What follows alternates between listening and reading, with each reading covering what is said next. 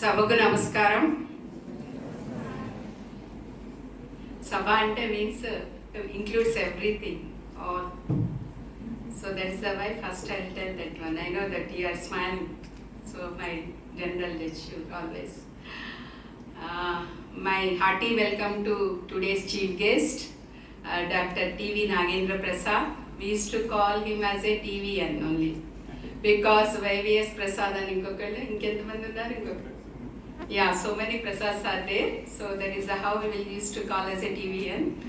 And my hearty welcome to you. And your actually wife Padmavati, she is also from the same campus. She passed out BSc Horticulture only.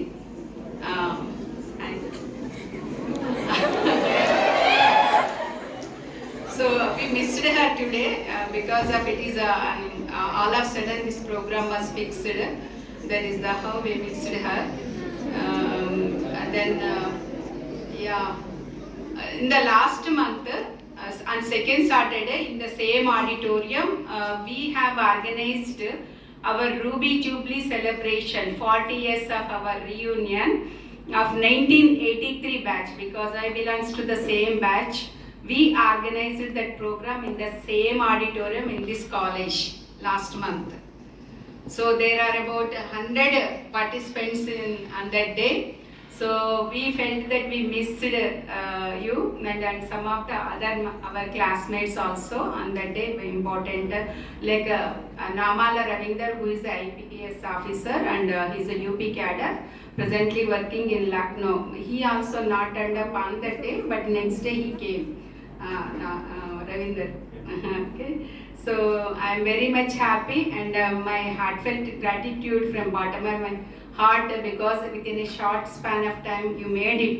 Really you made it. I know that how much busy schedule you are having.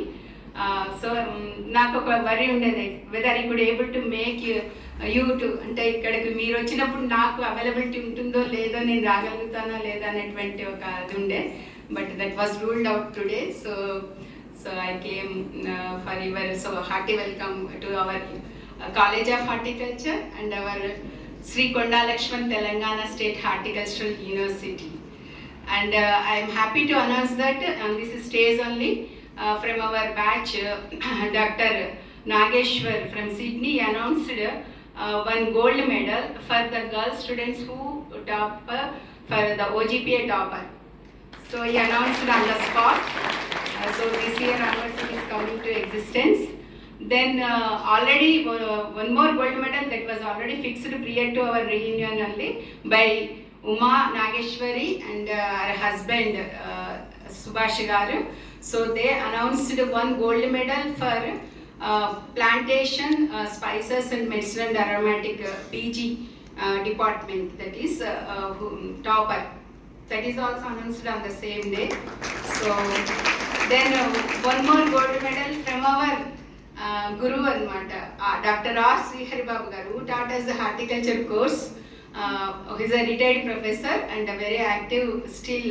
And in 2005 lo retire ayinaru. He is still, he used to come our mana library ki vastaru, akkada BJTSU library ki veltaru.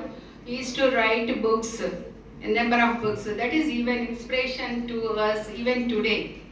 So sir also announced one gold medal and for the topper OGPA in BSc Horticulture graduate. These are the 3 medals.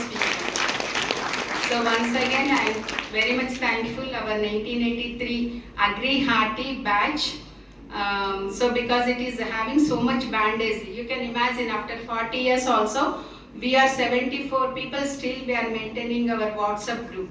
So that was created during my daughter's marriage in 2015, and that is the first grand gala get together we had. Previous to that one in 2006 we had, but with limited number.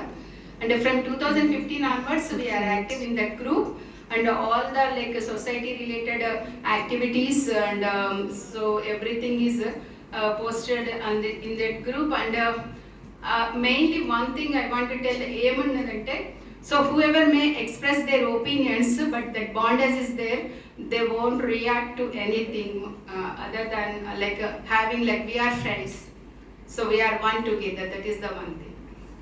And now I request Dr. TVN, please address our young budding students so with his inspiration speech. So one thing I want to tell, after my assumption of the charge, actually I am the first regular Vice Chancellor of this university. So previously only the in charge like APC and the Principal Secretary of the Telangana government, Sri Padasadi sir, IAS garu, then later on Janardhan Reddy garu. Then after that I am the regular VC. And so because of this, the things could able to move very fast. So now we initiated this academic year we started PG program at Mulgu main campus, and now here only the now the second year PG PhD students plus regular BSc Honours Horticulture program is there. One more college at Mojarla, CVH Mojarla, that is constant. These are the two constant colleges. We have two horticultural polytechnics at Ramgir Killa and Adilabad, and we have 11 research stations which includes even ECRIP trials also, ECRIP 6 ECRIP projects. Then one Krishi Vigyan Kendra. This is about our university. It's a very small university and budding university. That's it. Okay. Please. Dear students, today is such a fortunate time for us that such a senior most diplomat of our country is among with us to deliver his message. Thank you once again, sir, for giving us your time. And I request all the students to please welcome sir with a big round of applause.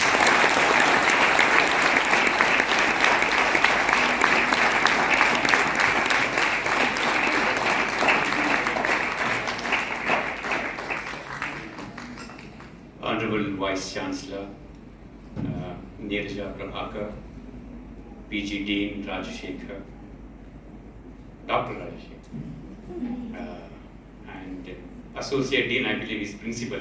So Principal is always a threat to students. I don't know how it is now at that time. And dear students, thank you very much, particularly to Neeraja. She was insisting, as always. She is not only your Vice Chancellor, but my classmate, a good friend. We have kept in touch over the years. To talk to students is a new thing for me. We always know in diplomacy speak to people or think tanks on some issues which concern bilateral relations or global relations. But this is very, very important and very close to my heart. Why? Because I studied horticulture here. Not only that, we were the first batch students of horticulture. We were 20 good students, but few have gone to medicine, etc. As you know, we all didn't get through to medicine, so we came to horticulture. At that time, maybe this time also, situation may be the same. But one more addition is, as Neeraja said, my wife also belongs to horticulture, so that makes me more sentimental and then attached to horticulture. Just now, Vice Chancellor mentioned that she is instituting gold medals. It reminds me, we were also, agriculture was there for long years, so there were gold medals for subjects and all that. But whereas for horticulture, we didn't have any medals. So we were to struggle. Now Neeraja is there, and then now she got from here and there. At that time, we didn't have a Vice Chancellor or Principal who was doing that. So our batch itself started. Let us ask for some gold medal. And then let me tell you, I got that one, first one. So I still remember. So these things don't matter in life in future, but not that other students were not good. Your luck, maybe 0.1 OGPA you got more, and one periodical you might have done well. So I don't know, now tell me, you also continue to have cyclo-style notes? So we used to have. The cyclo-style notes were the, you can say, a Bible for us. So you study and then ram it up, and then you can do well in the exams. But no, you are in a different era. Computers were not there at the time. Literally no computer. So we studied in a different environment. You are studying in a different environment. And it's so nice to come after 40 years to the campus, thanks to Neeraja. We also must compliment and congratulate Neeraja Prabhakar for being appointed as Chairman RAC for Oil Palm, ICR. It's very, very important at the national level. That gives pride to the university. So to tell about, Vice Chancellor was mentioned about your life, etc. I don't think, or I don't know whether it will be inspiring or not. But what we did was, horticulture gave a lot of grounding, and then the knowledge, and then discipline, and then how to approach an exam, etc. I can't rule out that. But at the same time, studying in a government college, and then మామూలుగా తెలుగు మీడియంలో 12వ తరగతి వరకు Telugu medium చదువుకొని ఇందులోకి వచ్చి తర్వాత agriculture రాగానే English, తర్వాతనే అందరు స్టూడెంట్స్ అందరూ కూడా తెలుగే కదా, పెద్ద impact ఉండకపోయేది. Then slowly, gradually we came into the system. We found ICRs, junior fellowship, senior fellowship, IARI. So those were the steps which really mattered in life. So the competitive spirit has grown from 20 students, university, to national level when you go for civil service examination. Not that everyone should write civil service examination, not that everyone should be a civil servant. You can see people, you are also part of the nation's growth story, particularly agriculture. I feel having come from rural background and getting into agriculture. Rural background, agriculture is good, it's compatible. You go to city, study in medicine or engineering, it may be different, but the agriculture and rural background matches well, and then you can study well. I think that helped to inspire you to take civil services examination. I can tell you my journey. I joined foreign service in 1993. Basically, the foreign service was generally occupied by royal background people, and then people who have urban. So, but the civil service exam has changed that. Anyone can aspire. Indian democracy, and then you have rules, rule of law. Anyone can apply, and then got. I was one of those lucky ones. We got into foreign service. And my subject was agriculture. So agriculture helped me to get into this service also. You are prepared for any exam in such a way that you meet the demand of the exam. So that was the main thing. We didn't go to every day go to coaching classes or something, but you do your research in IRI, and then at the same time look at the exam and its requirements. That has helped. I think all you youngsters have a different era now. It's a world, flat world. There will be no difference in the knowledge if you look for between you and the student in US or Australia or UK. Why? Because knowledge is available just flat on the net, on your screen, on your desk. If you want to pursue, if you want to get an idea, if you want to innovate. So the world is different now. So from the time when we were. So I think you have much more opportunities in life. Not only when we joined BSc Agriculture or Horticulture, the aim was, why I joined? No, I get a job immediately after the completion of the degree. So we did get, but once you join that job, you go on with that. But if you don't join that one, you move for various. Today, at that time, opportunities were very low, very narrow. But today, you have opportunities galore. You can just do whatever from maybe your horticulture officer to NASA or ISRO or whatever you can do. Everywhere there is an application of science. Everywhere there is an application of technology. So that has made me to get into foreign service. You just get into that lucky 15, and then I have completed 31 years in service, moving around the world. I have no regrets because the service has provided so much knowledge. so much interaction and so much. You learn a language, you interact with the culture, you develop a personality. So in life, it's not one personality which takes you long. No, you multiple personalities. Each culture will give you. I was in Iran, a completely different culture. Then I moved on to UK, London. Come again, it's a democracy, it's a monarchy, and then they ruled us for 200 years. You deal with them differently. Then I moved on to Bhutan. It's a kingdom, it's a neighboring country, strategically very important. It is sandwiched between India and China. It's very important to us, and then how you deal with them. We had elections conducted there, we had their constitution drafted, we helped them. So we maintained the friendship, and then you have to retain that strong bond of friendship to enable us to ensure our own security from the big neighbor, the eastern neighbor, China. So the life moves around in foreign service. You move on. I went to a country called Turkmenistan. I went to Switzerland.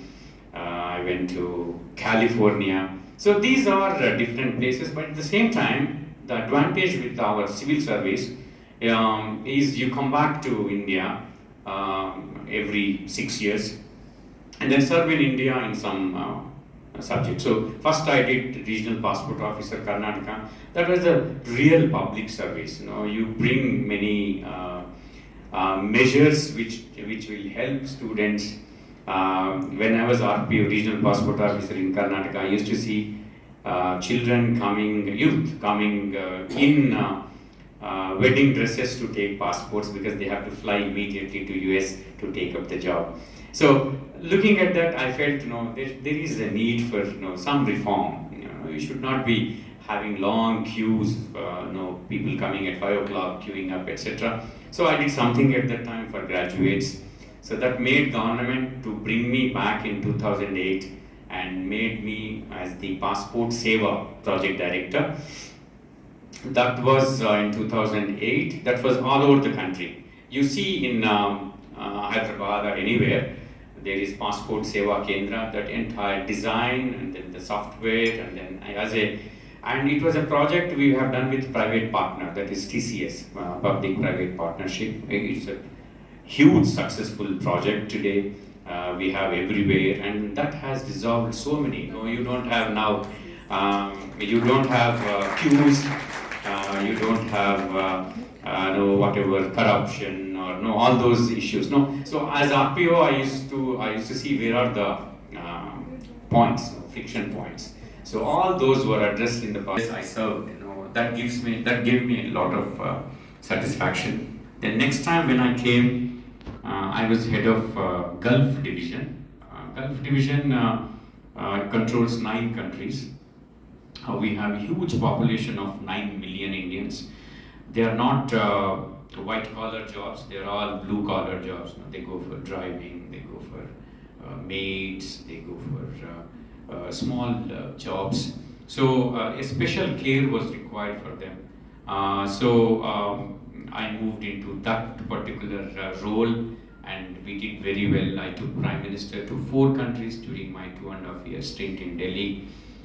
We changed the perception of Indians in Gulf, and we got many positive rulings from the Gulf governments, various governments. So that fills you with a lot of pleasure, happiness that you served people. Then came COVID, and we started Vande Bharat flights. When I was asked to open a website to ask people how many would like to come back. On the first day, I received 500,000 registrations that they want to come back. 5 lakh. 5 లక్షల మందిని ఎక్కడ తీసుకురాలేదు, ఎందులో కూడా తీసుకురాలేదు. ఎందుకంటే షిప్లో అనుకున్నాం, కోవిడ్ అంటే కోవిడ్ ఉంటే మొత్తం షిప్ అంతా కోవిడ్ వచ్చేస్తుంది. So difficult situation, but we managed. We could bring as many as possible, and we could also tell the Gulf governments that we provide funding, that they should take care of our citizens. So that becomes our national interest. So we have ensured that no one gets ill-treated or no one gets pushed out. So we could do all that during that particular stint. Most recently, I was Consul General in San Francisco, and it's the Silicon Valley. So many Indians, particularly Telugu community, Chala Mandi, they are doing very well. They are keeping India's flag very high. Just to know one interruption, నాకు తెలియదు ఎంత time ఇచ్చారో మాకు డిప్లొమాట్స్లో just know you keep boring people so that no they agree to your point. So I don't want to do that with you.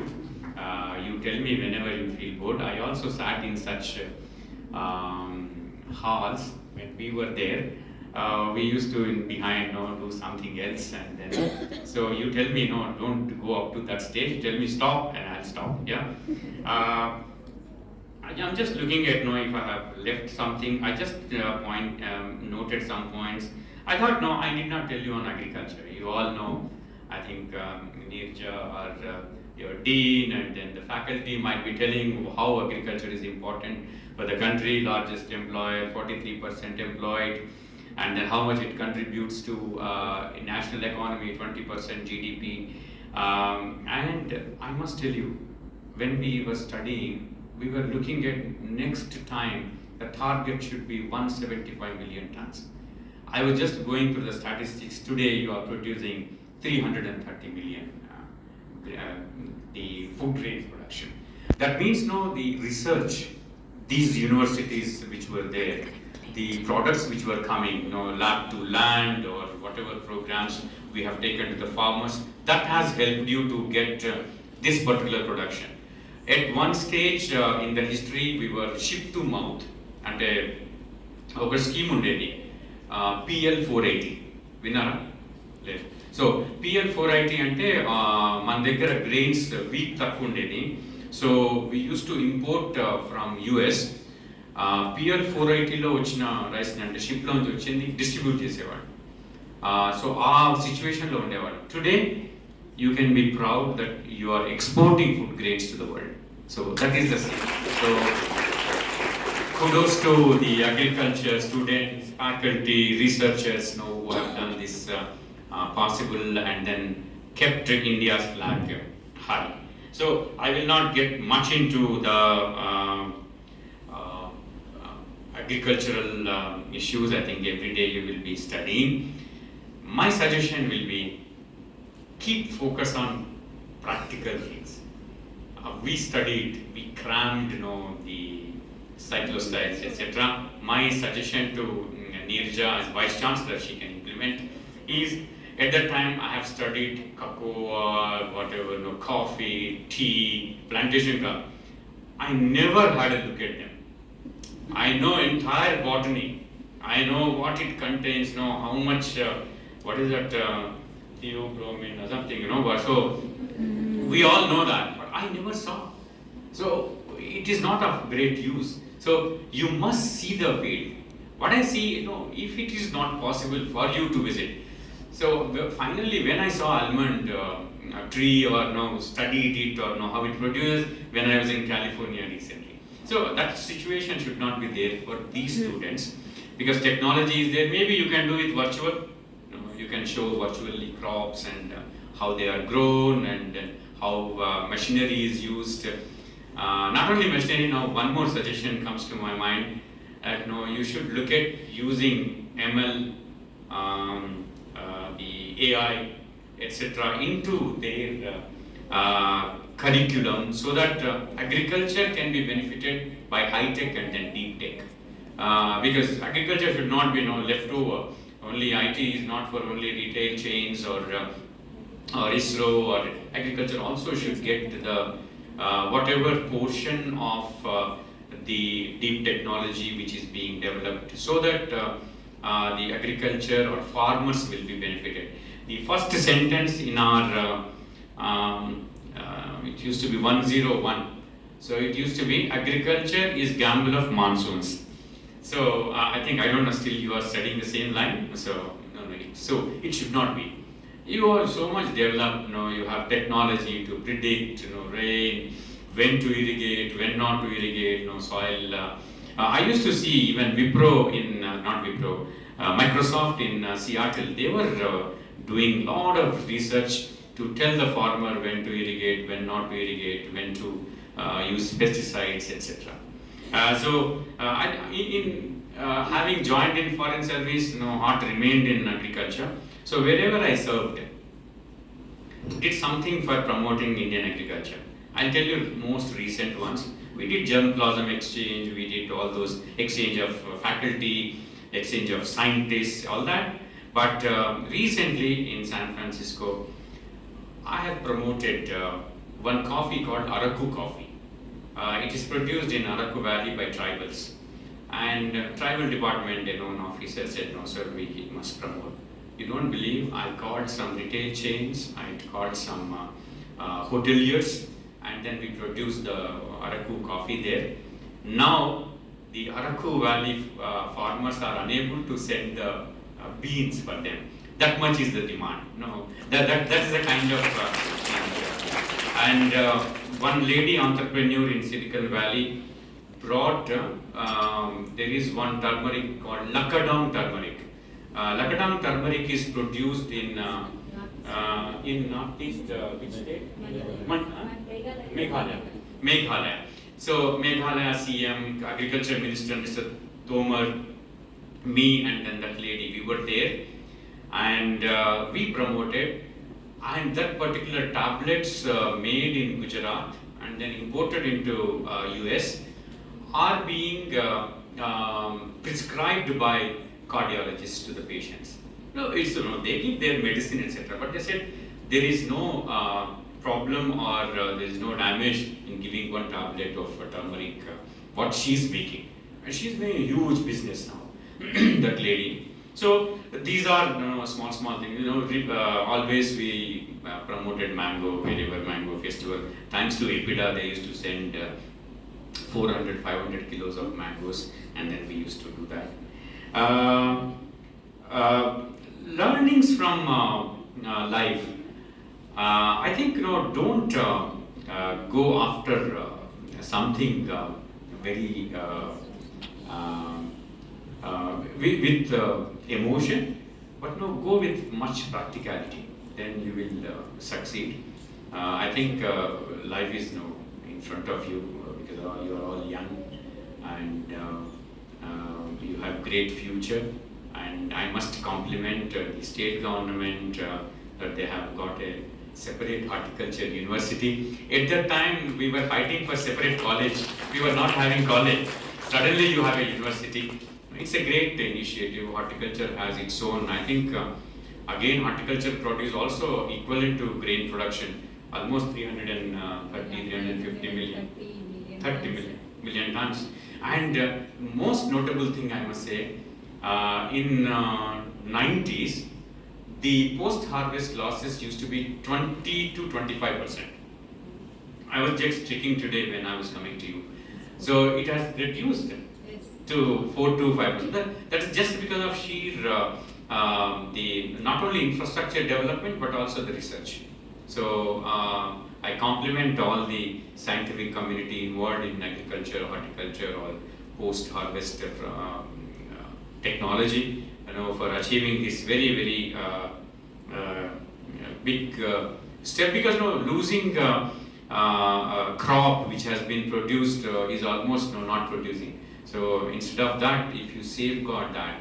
When I was Joint Secretary Gulf, we had a proposal from one of the Gulf countries saying that your farmers can produce in small areas as a community, as a cooperative, and then entire produce will be exported. It really attracted our government, by which we can double the income of farmers. Unfortunately, on the ground, we couldn't do much, but there is a blueprint, and people are still working on it at the Government of India level. With some states, 4 or 5 states have been identified, and then that will give export income. And Indian agriculture will be not only basmati, not only coffee, tea, but also the various other vegetables, which really sometimes you see tomatoes being thrown on the road, because of the glut, etc. That can be avoided. So the government is working at that to bring in suitable laws, and then you will all be champions of that particular phase. I think I have spoken enough until and unless you have some question to ask or so. But I would like to conclude with a saying from Swami Vivekananda. It's very good and then very, I thought very apt when you look at life back. Don't lower your goals to your abilities. Instead, raise your abilities to the height of your goals. So that is the one you must and I want to take this opportunity to thank from the bottom of my heart my classmate, good friend Neeraja, who is occupying an enviable position of Vice Chancellor, for giving me this opportunity to interact with you. And I also take this opportunity to wish you all bright future. Keep your thoughts and thought process on what to do, not only for yourself but for the nation. Whatever you do, it will be for the nation. And India's agriculture is poised to grow. Though its GDP contribution may go down, but no, your exports, the employment opportunities, and I don't know how many of you would like to be farmers after completing studies. Look at none. So, so you must look at that option also. I see in Western countries, many people opt for farming after their education in agriculture, or horticulture, or animal husbandry, which we don't do here. Maybe the ecosystem is not there. By the time you graduate and by the time you are ready for the market, maybe things are good, and then you will opt for some farming, which is not bad. And with these few words, once again, I wish you all the best and thank you for your time after the college to hear all these boring lectures. Yeah, thank you very much. All the best to you. Taking us all through your journey, and now I request Honorable. Yeah, as I said, please. Yes, it is this university is formed after bifurcation of the state in 2014, and we are not only concentrating like theoretical lectures, so we are more of interested, practical exposures. The same was instructed to the teaching faculty also. Let them work on the field and more visits to the entrepreneur.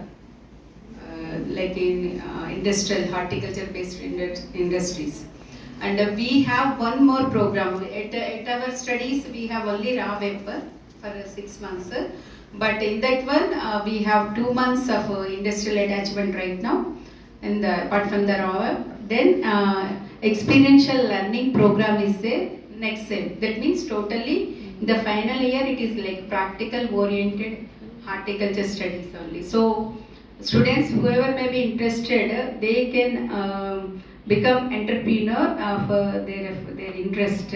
Even there are n number of opportunities and funding for the startups as well as to start their own entrepreneurship. Only students, they have to get the guidance and show the interest to become entrepreneur. That means they should be act as like job providers rather than the job seekers. That is the only thing I want to tell. Thank you.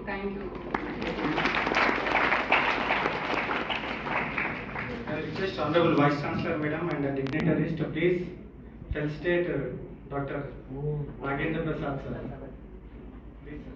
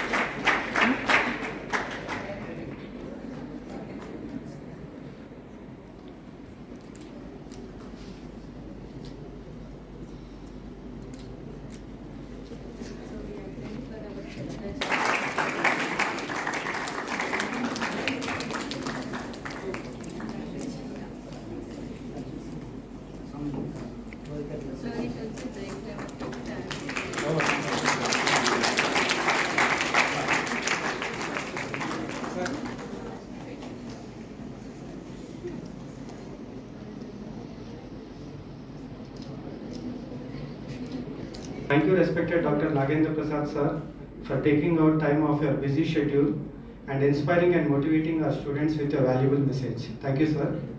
I deeply thank our Honorable Vice Chancellor Madam for inviting Dr. Nagendra Prasad sir to our college and making this event happening today. Thank you, ma'am. I also would like to thank Dean of PG Studies sir for gracing the occasion, and I thank the Associate Dean sir for giving us this opportunity for organizing today's program. Last but not the least, thanks to all our faculty and our dear students for participating in the program. Thank you one and all. I request the guests to please stand up for the raising hand.